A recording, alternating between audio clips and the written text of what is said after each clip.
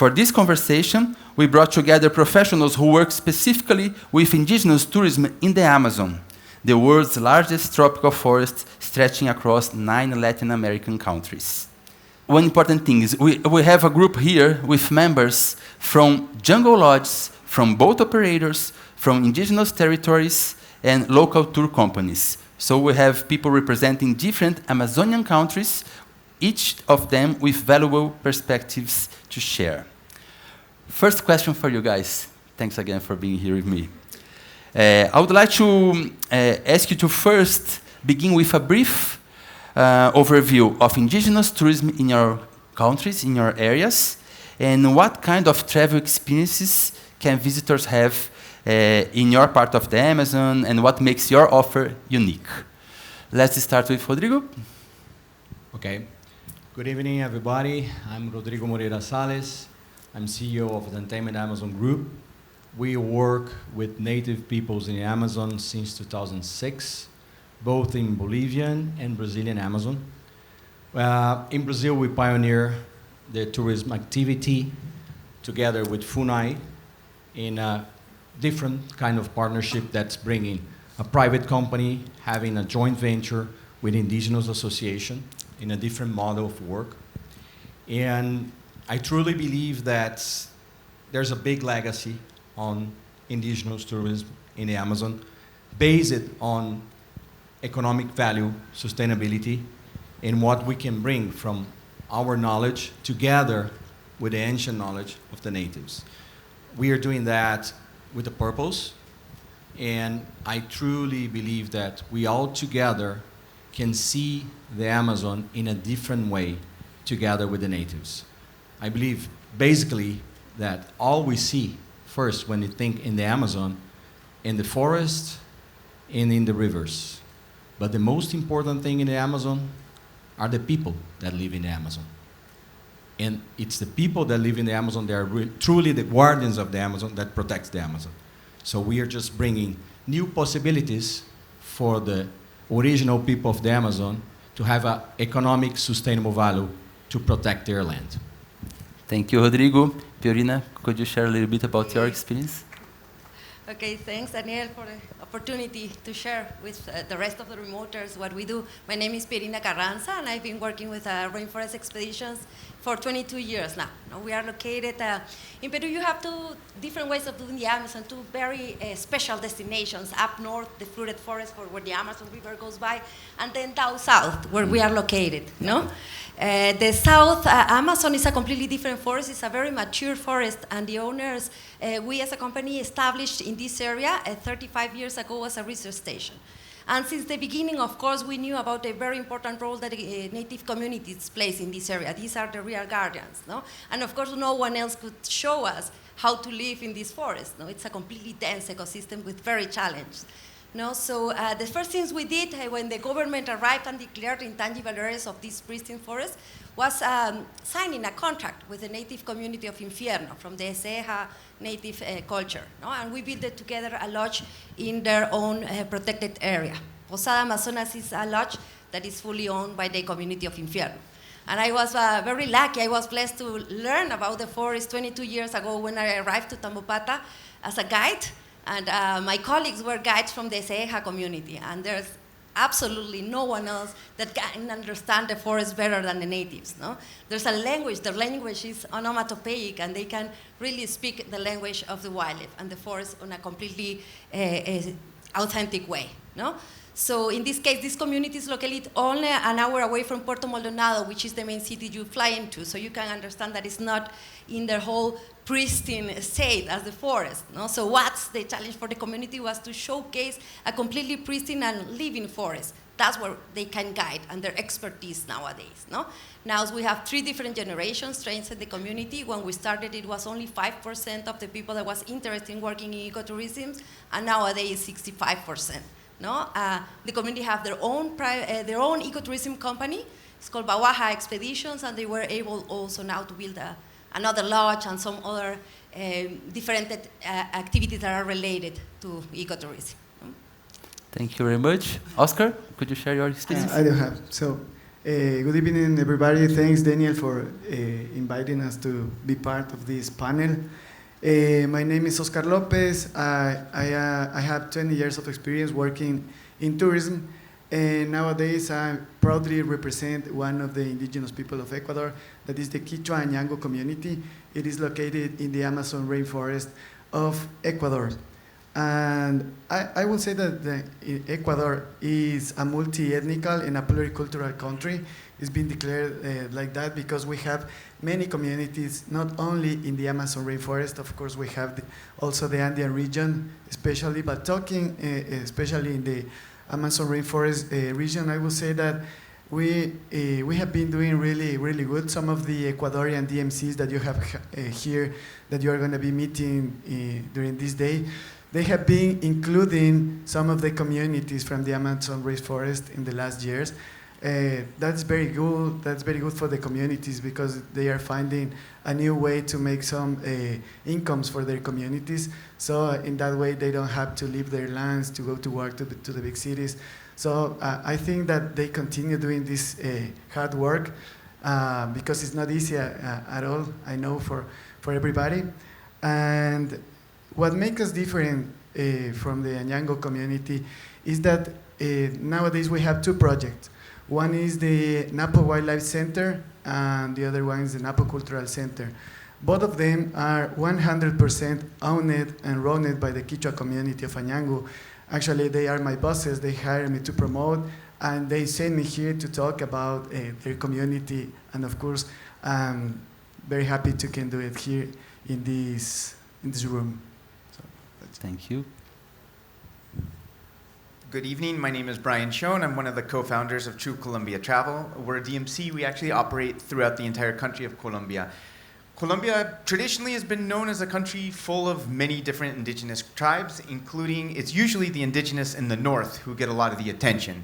But we have a very, very rich history with indigenous cultures in the south. We have sort of three distinct Amazonic regions. We have Leticia at the very southern point, which is part of the Tres Puertas, or the three doors, which is the largest unprotected border in the world between Brazil, Peru, and Colombia. We have a region more towards the west, which is very similar to where Pierina works. And then we also have an archaeological center, which is more in the highland region, which used to be a core region of the Amazon through human intervention, no longer is. But I'll come back to that a little bit later on. Thank you, Brian. And you, Tashka, you mentioned a little bit already. Could you just resume what type of tourism you guys do? Well, we are fear two kind of things. One, actually three. One, we organized this Mariri Yawanawá, which happened in the last week of August. And it is a week of celebration of the song, dance, healing, and the medicine. We have people goes they were expected to find in that week. They expect to participate in the Yawanawá ayahuasca ceremony, which is mean of who know about ayahuasca. Stand your hand. Okay. Who drink ayahuasca once time in their life? Okay. And we do the ayahuasca. We do rapé. Rapé is tobacco. And people expected, I will tell you, when people, they want to that experience. Also, we have the Yawanawá living way, we call Yawanawá living way. People want to go to community, they want to experience the Yawanawá deep ceremonies. Those kind of people looking for healing. A lot of people find healing the community. Like, I have a friend, she lives in Florida, and she said, Tashka, I just want you that I have the kind of disease, but I know, but I do want to go there.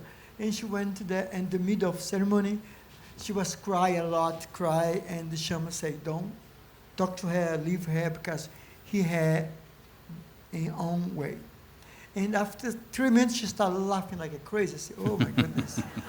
And the shaman also said, don't talk to her. After she finished, And she said, Tashka, tell you people I'm not crazy. I'm happy because I was crying because and the vision, the medicine was like X-ray in my body, from my head to my foot. I didn't know, but I have like breast cancer. And the medicine was like X-ray cleaning me. I really feel really pain, physical pain. And after finishing that, I was happy. I was laughing because I'm happy. I said, great. And we have that kind of experience. And people looking for healing, looking for the medicine. And also we have agreement. We have this kind of agreement, what kind of things the tourists cannot do. The tourists cannot disturb people, eating, just take picture, disturb them, you know. They need to respect the way we live. We are not little animals. It's our way of life. People cannot bring any kind of drugs. People cannot bring alcohol. People cannot involve with somebody, can be in love with somebody in the community, because this creates a lot of problems. They come to visit. They're not looking for love in the community. Sometimes, yeah. Happen. It That's kind of happens. thing, I know. And also, we have a responsibility. Of course. We say, it's dangerous to go this place. We have a jaguar, or we have a stingray, or we have a snake, and we know this place, we live there. And if the tourists go by themselves, it's not our responsibility, because we advise them to. He not can bring root medicine outside the community, because this belongs to the community. All right. See, if he get a picture, he's going to sell something, he need to pay for the image. If he's by himself, it's okay, but he's going to promote something, he needs to pay for copyright and kind of thing. We have this agreement. People also, they go to the community because they want, some of them, they want experience to hunt, to fish, or they just want to be, some are lazy, just want to go just be in the hammock the whole day. Thank you, Tashka. It's good because you already started sharing my next question, because it was, who is your traveler? Now we know already. And in your case, Rodrigo, who is the traveler that you host in Untamed Amazon? And how do you ensure comfort and safety for these usually high-end international visitors that you get in your property? That's a really good question. When we think in community-based indigenous tourism in the Amazon, most of us will think about rustic, rough logistics, long boat rides, sleeping in a hammock or a tent, or in Portuguese, we sell the perrengue. Perrengue. There's no translation for that word. It's really cool. The Portuguese have some fantastic words for some stuff, but it's the perrengue. Uncomfortable situation. Very uncomfortable situation. And me with my business partner back in 2006, we started to see what other countries were doing in remote, really remote areas. And we start to think, well, if you can do a beautiful lodge in the middle of nowhere in Alaska, or in Kamchatka in Russia, or in the middle of Outer Atoll in the Seychelles, why not in the Amazon? You know, we just need to find the right partners that want to do that together with us. And then we came with the idea to partner with the natives, but with a different model, bringing high-end operations, world-class lodges in the middle of the most remote areas of the Amazon, inside indigenous protected land, and that's possible. You really need to understand where you are, together with your partners, the natives, understand the logistics to get there, understand all the infrastructure you can build together with the natives where they are, to have first comfort and then safety. And the first thing, talking about comfort, is basically a well-planned logistics, you know, to get there as quick as possible, to not spend like 3 days to get to your final destination, to spend a week there and then 3 days get out, you know. So from private charter planes, satellite communications, a well-trained English-speaking staff, trained together with the natives, we are planning on that. And yet, it's possible. It just demands a lot of plan, a lot of investment, and together with the natives, we are building that. Fantastic. So I always say that we are not a luxury accommodation. The luxury for us is not measured in a marble bathroom or the French champagne. That's obviously nice, but the luxury for us is the exclusivity and the possibility to be the few people to have the access to these unique locations, and that's possible. Thank you, Rodrigo. Pierina, how do you manage balance these expectations and the reality that the travelers find there? Okay, so in our case, we started very basic, you know, as we can understand, being such remote locations, very remote, even for the remoters.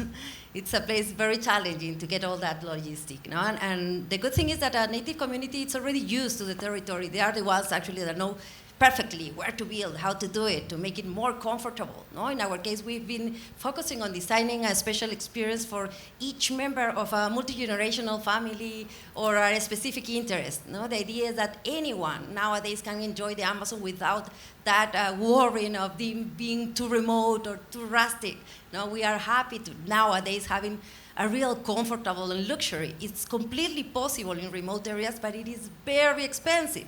So that's very important how we communicate as brand ambassadors of our companies, that we are representing a native community and understanding where we're visiting and all the work that comes behind that. No, that's the real luxury. No, like Rodrigo was saying, it's not measured in like hotel standards that we're used to. No, it is measured on how successful is the relationship that you have with your main partner, that in this case is the native community. No, and doing that in a completely comfort and luxury way is definitely the way to look. No, we can't not let the communities settle for what they have. It's possible that they can offer an experience for comfort travelers. No? Thank you, Pierina. Brian, being a DMC, how do you manage that with your clients? The most important thing is expectation setting. People have to know what they're getting into. In Colombia, there is no luxury in the Amazon. It's a different type of luxury, like Rodrigo was saying. And there's people who will spend through the roof to do absolutely anything in the interior of the country or up on the Caribbean coast. And then they'll want to come down and visit the Amazon. Our first client we ever took down to the Amazon was a very, very, very wealthy individual from New York who told us, oh, I'm comfortable with anything. I'm comfortable with camping as much as I'm comfortable in the nicest hotels in the world. He was not. And he got down to the Amazon, and it was life-changing for him. And he told us, he sent us photos. He went home and he actually printed a photo of himself and hung it above his doorway. But it was eye-opening, and you need to be able to set those expectations to the point of where people need to understand you're gonna get bit by mosquitoes. There's just no way around it. Mosquitoes is a big challenge in the Amazon. So now we know a little bit about the travelers. Let's move to the indigenous perspective. Tashka, let's start with you. Why did your community decide to start welcoming visitors? And what does tourism mean for the Yawanawá community nowadays? Well, as I was telling when I was speaking, in 2000, we have so many challenges. In mid of chaos, I just saw a lot of opportunities. One opportunity I saw when I saw my people painted their face and the body, I said, wow, we can share this thing with outside. And we create a fashion line of clothes. And we sell a lot all over Brazil. The most beautiful thing for me was one day I was walking São Paulo, and after 3-4 months we released the Yawanawá fashion line. I saw this guy very proud, and this T-shirt right Yawanawá. What is? Oh my goodness! I can't believe that. And our first experience started in 2011. I was in London. I was invited by Prince Charles with Prince Charles campaign, and after that, they sent me this chiropractic woman. I have some, and I have some section with her, and she said, Tashka, I'm organizing some group. I want to bring them to the Amazon. You have interesting to have that kind of experience. Her name was Wendy.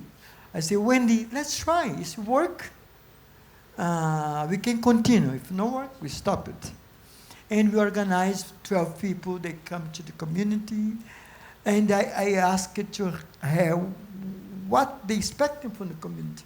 She said, expect to eat where you eat, sleep where you sleep, and participate in your ceremony.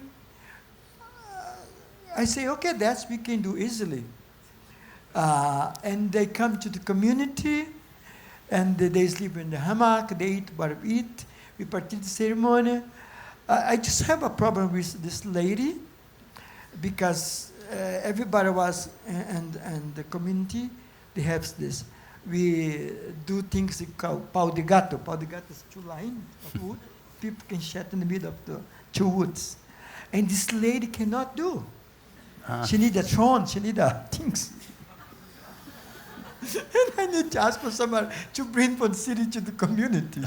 And also with this French guy, they was in love. They was, and they say, oh, maybe we cannot sleep in the hammock. When we try, we lay down. Teach us how we can sleep in the hammock. We have these issues in the beginning, but the rest worked very well. But good experience was they bring very good money, and also we learning that we have so much knowledge. We can feel, we can think. It's a kind of change, you know. When somebody go to the community, also they bring the knowledge. Also they back with knowledge. It's a kind of change experience. That experience worked very well. After that, we start receiving many kind of groups. They come from the Mariri, but we work more with the medicine. Some people they want to try be initiated to know about the ayahuasca. All right. It's more like kind of public, and we never stop anymore. Today we have eight villages located in Yawanawá, Gregory River, and each community have different kind of program. One is just for hunt. All right. One take fish and for the shamans, and all kinds of different stuff. Thank you, Tashka. Oscar, in the case of your community in Ecuador, how did it start and how important is tourism for your people? Yeah, I want to share this story with all of you because it is very important how we can change the world through the tourism. It was the late of the 90s, and you know it's very difficult for people living in such a remote destination like the Amazon rainforest, and in Ecuador that is not was not like really well connected. So there were no opportunity to get jobs. Most of the people, they wanted to be 18 and going to work, I don't know, in Coca Town or in the big cities such as Guayaquil or Quito. So they were migrating. But then, fortunately, there was starting some of the companies in Ecuador to explore some adventure tourism to the Amazon rainforest. So some of the guys from the community, from the Nyango community, they used to work for one of these lodges, and they were 8 visionaries. They say like, oh, you see, we are receiving a lot of people from all of the world. They want to see what we have in our lands, like animals, the people, how we dress, our traditions. So why cannot we build an eco-lodge in our lands? And they did. It was not easy at all. At the beginning, they had to start. They had the help of an NGO at the beginning, so they worked together for around 5 years. After these 5 years, they think like, okay, now we are ready. We can work alone by ourselves. and everybody was thinking like, oh my God, no, this is not going to work. You know, probably Quechua people, they are not gonna handle good the Amazon rainforest ecology. But luckily for us, they have passed 20 years now, and we proudly have one of the best ecologies of the region, that is the Napo Wildlife Center. Nowadays we have also another ecology, that is the Napo Cultural Center. And you know, people work, most of the people from the community, they work in the lodges. Now we have 120 young students in our school, because with some of the profits, we are always reinvesting, especially in education and of course in healthcare. So it has been a really nice history. It's not been easy at all, but now we are looking to the future. We don't want to say like, okay, we did it well, now we have jobs. We are giving jobs for people from Quito or from other countries, but now we can continue and we are looking to the future. And Oscar, the property nowadays belongs to the indigenous group, right? Nowadays the properties and the lands, they are taking care of 23,400 hectares that are located in the Amazon rainforest. There are 50 families, no more than 250 people, that they totally own the lodges. Okay, thank you. Okay. Rodrigo, what's the partnership that you do with the indigenous communities that you work with? Basically, like Oscar said, it takes time. It takes a lot of time. It takes a lot of dialogue, sometimes years. In our beginnings, we had some projects that start working with the natives and explaining then what's tourism. They have no idea of what is tourism. Take years, 3 years, 4 years, just to start a new project. You know. Nowadays in Brazil, luckily we have FUNAI with all the visitor plan regulations. That's a base guide where all indigenous associations together with private companies can build their projects. We came with that model, with that idea back in 2006 in the Bolivian Amazon, and then we replied that model in Brazil back in 2012. That's basically a joint venture. Our company, a private company, joint venture with the Indigenous Association, and we share all the operation, all the profits, and the work with them. It's basically as any other joint venture that you can do in business, but with the natives. Our model is to train the natives to be our partners with time, and that's something that's not coming from one year to other.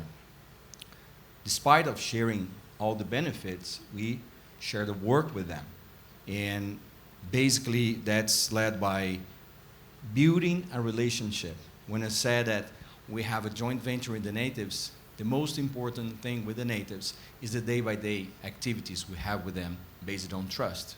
Obviously, contracts papers are important with the natives, but the most important thing is being there, staying with them, living with them, understanding how they want to work together with you and not imposing things. And that's how you go step by step driving that. All of our operations, the 3 operations we have in Bolivia and the 4 operations we have in Brazil, is the same model. Our facilities, our lodges are built in indigenous land, so it's their property, because it's their land. And respecting that, understanding how they want to work, respecting also their cultural aspects, and the most important thing, working with them, being partners inside of their villages. So these young natives, they're being trained to work there, to be there, and not leave in their villages. So that it's a future sustainable activity for them. Thank you. Pierina, was the case there in Peru? Yes, just to break it quickly. Our model started with a contract. Of course, there needed to be a fair trade on the evolution of the project. It started as a project, but nowadays, of course, it's a full company. The first one was signed for 20 years, no? Where Rainforest Expeditions, as a private company, of course, trained all the different positions, but not only for the staff, the guides, but also included professional careers in marketing, in sales, and accounting, all the positions that are necessary to fully run a lodge. No? And the key point here, of course, is the long-term partnership. it's very important that not only one generation is trained, because we know what happens in small towns, no?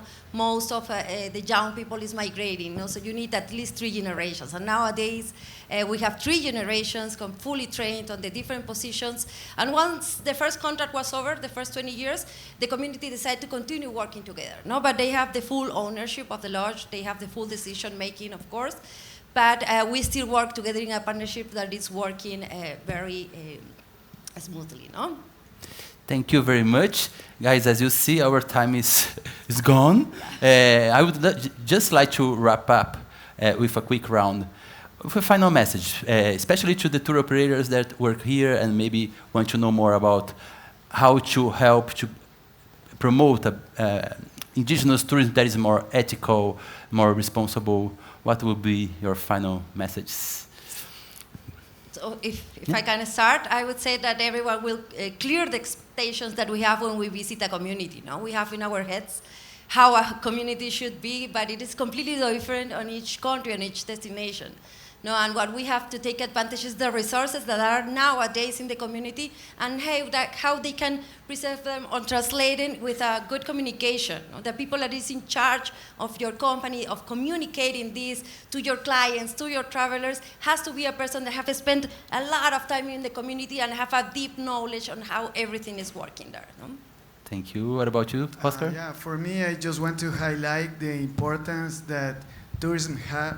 The force that we have all together, if we are start to making the good things, like involving communities, I just want to invite you that we can continue in that way. All of you have the power to help people. Thank you. Brian? I just want to leave 2 points that I think are really important. One is, this is the responsibility of everybody in this room. At the end of the day, travelers buy what we offer and what we push and what we recommend. In order to be able to help these communities, we need to start offering this a lot more. And we need to set expectations on that. I'm not sure why, but people will go to Italy and think, oh, I have this expectation of this history and modern times. The same thing happens with indigenous communities in the Amazon. There's a history, there's a governance, there's things that happened in the past and things that happened in the present. And we shouldn't shy away from those. In Colombia, there's amazing places that have to do with archaeological sites from tribes that existed thousands of years ago that we can't even explain today, that we have amazing theories on that go beyond what modern technology can actually show us. But if we don't talk about these stories, if we don't offer these types of experiences to guests, to clients, then we'll never be able to actually make this big difference that everybody up here is talking about. Thank you, Brian. Rodrigo?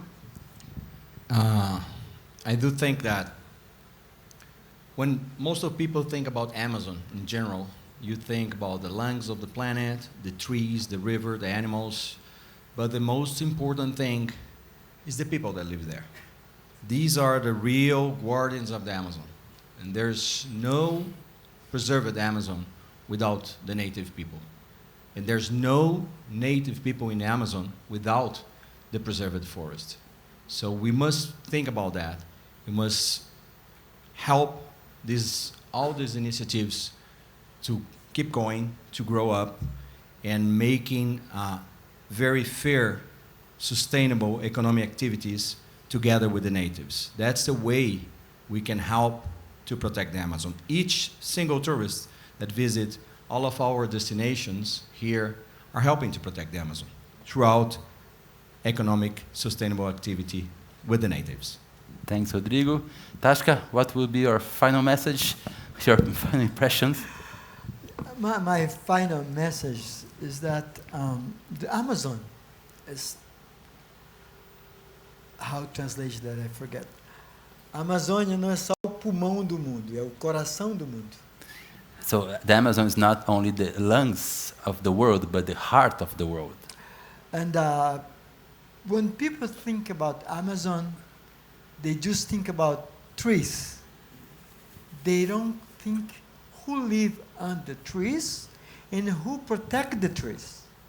And who really, this is the native people, indigenous people, and also people need to know who are those people. And in Amazon have so much knowledge to share with the people, to learn each other. I invite everybody to visit Amazon and to respect the Amazon, because we all depend on that. Thank you.